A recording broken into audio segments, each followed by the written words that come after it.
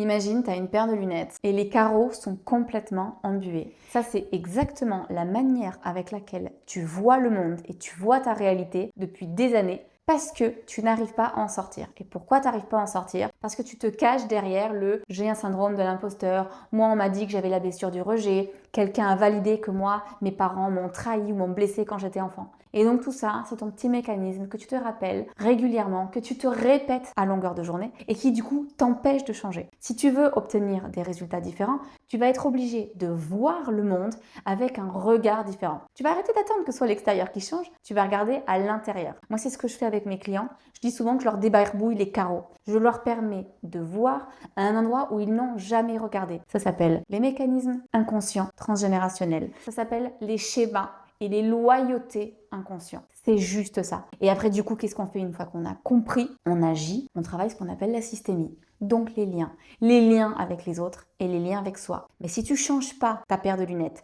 si tu continues avec le regard embué, c'est normal que tes actions, elles te mènent toujours au même endroit. Ça sert à rien d'aller se dire « je répète des schémas et je comprends pas, pourtant j'ai l'impression de bien être lucide sur ma situation ». T'es pas lucide, tu regardes la situation avec la même paire de lunettes depuis peut-être plus de 30 ans. Si tu veux changer, faut qu'on débarbouille les carreaux. Et si t'es prêt, je t'explique juste là.